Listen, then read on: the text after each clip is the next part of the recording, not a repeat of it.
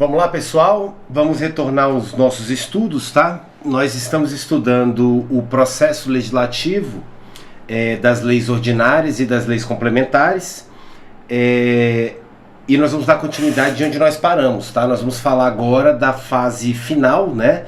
Da fase complementar, onde eu tenho a promulgação e a publicação dessa lei. Só recapitulando aqui com vocês, senhores, acompanha comigo aí, por gentileza. O que nós já estudamos? Quando a gente fala de processo legislativo comum, né, das leis ordinárias, ou processo legislativo especial das leis complementares, eu tenho as seguintes etapas aqui. Eu tenho primeiro a fase, né, de iniciativa. Nós já vimos quem tem competência para apresentar projeto de lei ordinária ou projeto de lei complementar, né? Fase da iniciativa. Passada essa fase, nós entramos na fase constitutiva. E aqui você tem que tomar cuidado. O que nós estudamos? A fase constitutiva do processo legislativo das leis ordinárias e da lei complementar, ela é dividida em duas etapas. Eu tenho a fase de deliberação parlamentar, né, onde o projeto ele vai ser discutido nas casas legislativas, nas casas que compõem o Congresso Nacional, Câmara e Senado. E uma vez aprovado nas casas legislativas, nós vamos para a segunda etapa da fase constitutiva, que é a fase de deliberação executiva. Aqui eu tenho sanção ou veto presidencial. Aí nós estudamos, né, a sanção tácita, a sanção expressa, o veto, a derrubada do veto, né, a possibilidade de derrubar o veto presidencial. Uma vez que eu passe por essa etapa aqui, eu vou entrar na fase final, certo? Da fase complementar. E aqui, senhores, que é o objeto do nosso encontro, na fase complementar eu vou ter a promulgação dessa lei e a publicação da mesma. Após isso, ela entra em vigor, ela entra em vigência e aí eu encerro o processo legislativo. Eu quero só que você tome cuidado, porque eu falo isso toda hora, eu faço esse comparativo toda hora com vocês, porque é assim que cai em prova, tá? Você não pode confundir essas etapas aqui, que são bem parecidas, tá? Com o processo legislativo especial das emendas constitucionais. Por quê? Porque lá eu também tenho a fase de iniciativa, apesar da competência ser diferente. Aqui quem tem competência? 1/3 no mínimo dos membros da Câmara, 1/3 no mínimo dos membros do Senado, o presidente da República, ou mais da metade das assembleias legislativas, né? Representado cada uma delas pela maioria simples, né? Aqui o rol já é diferente, então você tem que tomar cuidado com isso. Eu tenho fase constitutiva? Também tenho, só que aqui ela só tem uma etapa, tá? Que é a fase da deliberação parlamentar, lembrou? Vai passar em ambas as casas para ser aprovada essa proposta de emenda constitucional. Eu tenho que alcançar ali no mínimo 3/5 dos membros, a votação em 2 turnos, né? Tem que votar 2 vezes em cada casa, tá? E aí eu também tenho a fase complementar, onde eu vou ter também a promulgação dessa emenda constitucional e a publicação. Então cuidado, tá? No processo legislativo especial das emendas constitucionais eu não tenho essa fase aqui da deliberação, tá? E no que tange a promulgação, que é uma das coisas que a gente vai trabalhar nesse bloco, tá? É diferente. Por quê? Porque você vai ver comigo agora que quem vai promulgar emenda constitucional é a mesa diretora da Câmara dos Deputados e a mesa diretora do Senado Federal. Já quando eu falo do processo legislativo das leis ordinárias e das leis complementares, a promulgação dessa lei não é feita por mesa nenhuma. Aqui a promulgação é feita pelo presidente da República. A competência é dele, tá? Mas vamos lá. feito esse feedback, tá? Vamos aprofundar no tema que é o objeto de estudo aqui desse bloco. Fase complementar. Aqui eu vou ter a promulgação e a publicação. O que eu tenho que falar sobre promulgação primeiro? Senhores, primeiro eu tenho que entender o conceito. O que vem a ser essa tal de promulgação, professor? A promulgação ela nada mais é do que um ato formal, solene, tá? Onde eu reconheço o surgimento, o nascimento da espécie normativa que eu estou criando. Então, quando eu vou promulgar uma lei, eu estou reconhecendo que essa lei, ela foi criada, ela foi aprovada, passou pelo todo o processo legislativo bonitinho, tá tudo ok, eu vou lá e reconheço a existência dela. Ela nasceu, tá? Então, presta atenção, olha aqui, ó. Se a lei não for promulgada dentro de 48 horas pelo presidente da República, então cuidado. Em regra, a promulgação, ela compete a quem? De lei ordinária ou lei complementar. A promulgação é do presidente, é de competência do presidente da República. Ele tem 48 horas para fazer isso.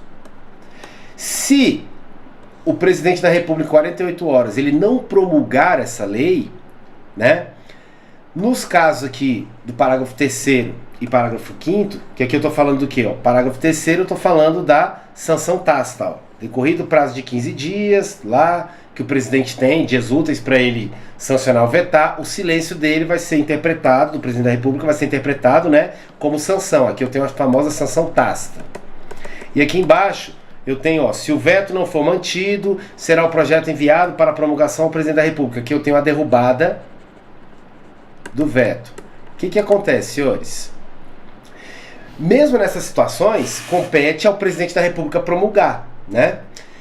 Se ele não promulgar em 48 horas, passa para quem essa competência? Para o presidente do Senado, tá? E se este, presidente do Senado agora, não fizer em igual prazo, então o presidente teve 48 horas, passou as 48 horas, o presidente não promulgou, passa para o presidente do Senado, mais 48 horas, decorridas outras 48 horas, o presidente do Senado também não promulgou. Neste caso, caberá ao vice-presidente do Senado Federal fazê-lo. E aqui, ele é obrigado a promulgar, tá? Ele é obrigado a promulgar. Não existe a possibilidade do vice-presidente também em 48 horas não promulgar, tá? Aqui ele tem que promulgar, beleza? Agora, cuidado, é o que eu falei para vocês, ó, no comecinho do nosso encontro. Não confunda a promulgação das leis ordinárias e complementares, que é o que nós estamos estudando, que é de competência do presidente da República. Passa para o presidente do Senado se o presidente da República não exercer em 48 horas. Se o presidente do Senado também não exercer em 48 horas, aí passa obrigatoriamente para o vice-presidente do Senado Federal. E aqui ele tem que promulgar em 48 horas, tá? Não confunda isso aqui, essas regras de promulgação, com a promulgação das emendas constitucionais. Porque lá na proposta de emenda constitucional, a promulgação não é feita pelo presidente da República, tá? Proposta de emenda constitucional, processo legislativo especial de emenda constitucional, o presidente ele não sanciona ou veta e ele não promulga e publica, tá? O presidente da República ele só tem participação no processo legislativo das emendas constitucionais na iniciativa, tá? Aqui, tratando-se de emenda constitucional, quem vai promulgar é o quê? É as mesas das casas legislativas que compõem o Congresso Nacional, ou seja, a mesa da Câmara dos Deputados e a mesa do Senado Federal. Ambas, as duas. Tá ok? Beleza? Tá. Feito isso, olha só. Foi feita a promulgação, professor. Senhores, cuidado. Com a promulgação, a lei ela não entra em vigor, ela ainda não está completa, vamos dizer assim. Pois a vigência dela, que é quando ela pode ser exigida, quando ela tem aplicabilidade, a vigência dela depende de um último ato, que é a publicação, tá? Então, e pessoal, quem manda publicar? Quem promulga, manda publicar, tá? Então, se o presidente promulgou, ele manda publicar. Se foi a mesa da Câmara do Senado que promulgou, a mesa da Câmara do Senado manda publicar, tá? Aí, olha só que interessante, presta bem atenção nisso, tá? Mandou publicar, professor, já tá valendo a lei? Cuidado. Em regra, não. Olha só. Não havendo determinação em contrário prevista na lei, a mesma entrará em vigor, ou seja, ela já foi publicada, mas ela ainda não está valendo, tá? Ela só entra em vigor, ela só tem vigência 45 dias após a sua publicação, tá? Esse período eu chamo de vacatio legis, porque eu estou falando de lei. Se gerar efeitos meramente internos, e o período vai ser de 3 meses, se ela gerar efeitos externos, fora do país, tá? Então vamos ver isso aqui, como é que funciona, olha só. Feito todo o processo legislativo, fase iniciativa, mais fase constitutiva, foi aprovado, teve a deliberação parlamentar, teve a deliberação executiva, aí eu entro para a fase complementar, né, final, foi feito a promulgação, foi feito a publicação. Pronto, sua lei já está valendo. Calma, cuidado, cuidado. No momento que eu faço a publicação, se essa lei não falar nada em contrário, porque ela pode, tá? A gente vai ver. A maioria das leis, elas fazem isso aqui, ó. Você pode olhar lá no finalzinho dela, ela utiliza a seguinte expressão: esta lei entrará em vigor na data da sua publicação. Opa, se essa lei está falando que na data da publicação ela já entra em vigor, significa que a vigência dela vai ser junto com a publicação. A partir da publicação já tem a vigência. Isso aqui é uma exceção, tá? Isso aqui é uma exceção. Agora, se a lei não falar nada, tá? Ela não falou nada, só foi publicada e não tem nenhum dispositivo nela falando sobre entrada em vigor, eu vou utilizar a regra geral. E como é que funciona a regra geral? Uma vez publicada, ou seja, uma vez realizada a publicação, essa lei ela vai ter um período para a população poder se adaptar a ela. E ela só vai ter vigência depois de um período. E qual é esse período? Só entra em vigor, ela só tem vigência depois do período de 45 dias, após 45 dias da data da publicação, se ela tiver efeitos internos, e 3 meses se ela tiver efeitos externos. Esse período da publicação, esse período entre a publicação e a entrada em vigor, e a vigência da lei, quando ela começa a ter eficácia, digamos assim, aplicabilidade, né? Esse período eu chamo aqui de vacatio legis, tá? Vacatio legis por quê? Legis porque eu estou falando de lei. Agora, cuidado, você não pode confundir isso com o que acontece no que tange as emendas constitucionais. Por quê? Quando uma emenda constitucional ela é publicada, a regra aqui não é, porque aqui é a regra, ó. A regra aqui, diferentemente do que acontece na lei ordinária e lei complementar, a regra não é a vacatio. A regra é o quê? Se a emenda constitucional não falar nada sobre isso, ela vai ter vigor, vai entrar em vigor, vai ter vigência já na data da publicação. A não ser que essa emenda constitucional estabeleça um prazo de adaptação. Aí esse prazo de adaptação vai definir qual é o período. Pode colocar lá, por exemplo, essa emenda constitucional ela entrará em vigor 90 dias após a sua publicação. Tá ótimo, então ela só vai entrar em vigor, só vai ter vigência depois de 90 dias. Aí cuidado com o detalhe. Esse período aqui, entre a publicação da emenda constitucional e a sua vigência, eu vou chamar de vacatio, cuidado, não é vacatio legis, porque não é lei. É o que? Vacatios constituciones, porque eu estou falando de norma constitucional. Emenda constitucional é norma constitucional, não é uma lei, tá ok? Beleza? Tranquilo até aqui? Perfeito. Já falei aqui, ó, diferentemente no que tange o processo legislativo das emendas constitucionais, em regra não haverá vacatio constituciones, porque em regra a emenda constitucional entra em vigor na data da publicação, né? Pois entrará em vigor na data da sua publicação, salvo determinação em contrário. E se tiver determinação contrária dando esse período entre a publicação e a vigência, esse período eu não chamo de vacatio legis lá na emenda constitucional, eu chamo de vacatio constitutiones, tá? Beleza. Agora, cuidado. Para a gente finalizar esse bloco, eu vou trabalhar uma questão aqui que se a banca cobrar é porque ela veio pegando um pouquinho mais pesado, tá? Existe uma regra, tá? Que é chamada de anterioridade, tá? Anterioridade eleitoral, tá? Como é que funciona isso aqui? Presta bem atenção. A lei que alterar o processo eleitoral, as regras do processo eleitoral, tá? As regras adotadas ali para eleger um candidato, entendeu? Que trate de eleições. A lei que alterar o processo eleitoral entrará em vigor na data de sua publicação. Calma. Não se aplicando à eleição que ocorra até um ano da data de sua vigência. Presta atenção nisso aqui, tá? E não confunda. Olha só.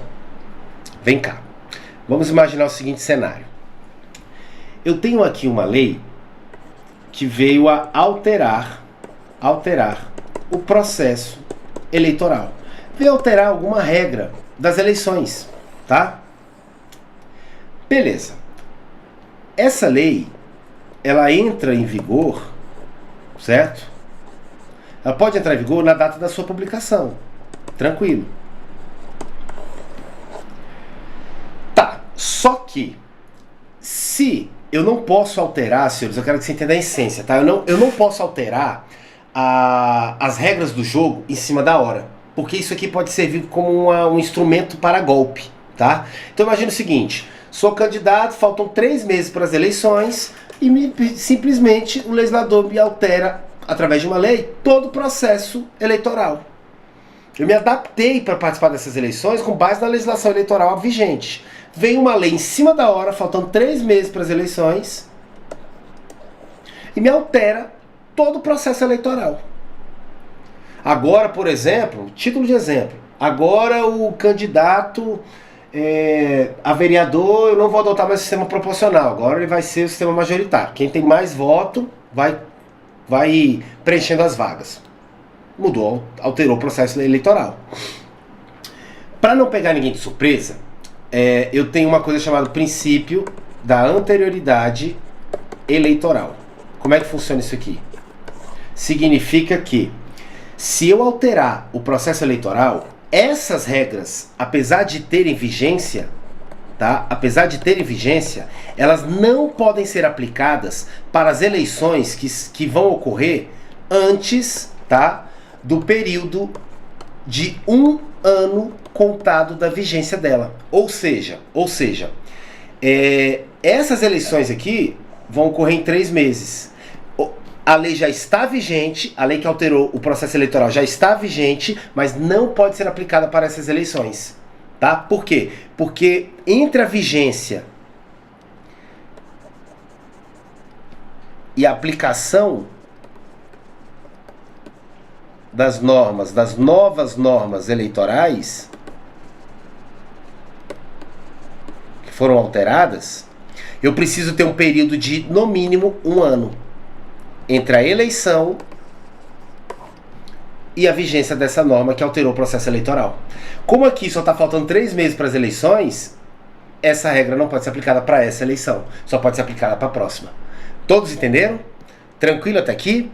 Então olha só, a lei que alterar o processo eleitoral, aí aqui está o grande segredo, tá? Não possui vacatio legis, senhores, isso não é vacatio legis, tá?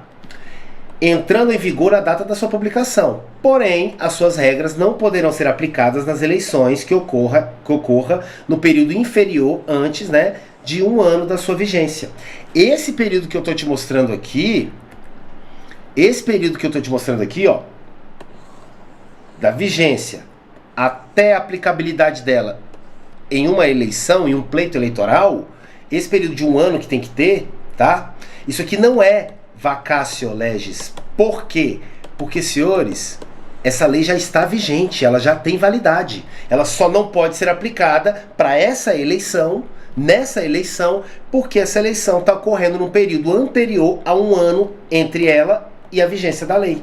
Isso aqui não é vacatio legis. Vacatio legis é o período que eu tenho entre a publicação da norma e sua vigência.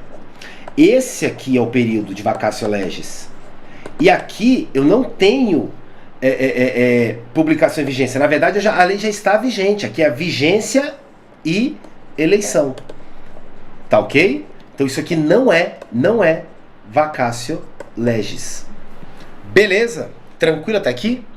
Senhores, tranquilinho, tá? É só isso, tá? Para finalizar o processo legislativo comum, ordinário, das leis ordinárias, e o processo legislativo especial das leis complementares. Para finalizar essa matéria, falta eu trabalhar com vocês o processo legislativo comum abreviado e o processo legislativo comum sumário. Eu preciso que você lembre do seguinte, tá? Lembra, isso aqui eu vou trabalhar no próximo bloco, mas eu preciso fazer essa introdução. Lembra que eu falei para vocês o seguinte, que quando eu falo de processo legislativo, ou seja, o procedimento adequado para criar espécies normativas, eu classifico o processo legislativo em dois grupos. O processo legislativo, ele pode ser comum, ou ele pode ser o processo legislativo especial. Olha como é fácil. Quando eu falo que o processo legislativo é comum, significa que eu quero criar lei ordinária. Porque processo legislativo comum é o adotado para criar lei ordinária. Mas, professor, eu não quero criar lei ordinária, eu quero criar uma emenda constitucional, eu quero criar uma medida provisória, eu quero criar um decreto legislativo, eu quero criar uma resolução, eu quero criar uma lei delegada. Ou seja, todas as demais espécies normativas primárias que a Constituição Federal, lá no artigo 59, falou do processo legislativo, todas as demais, tirando lei ordinária, porque ela é processo legislativo comum, todas as demais adotam o processo legislativo especial, tá? Então, todas as demais, eu tenho processo legislativo especial. Fácil? Beleza. Agora, cuidado, é aqui que eu quero trabalhar com vocês. O processo legislativo comum, que é aquele adotado para criar lei ordinária e somente lei ordinária, ele se subdivide em 3 espécies. Eu tenho processo legislativo comum ordinário, eu tenho processo legislativo comum, ou seja, para criar lei ordinária, sumário,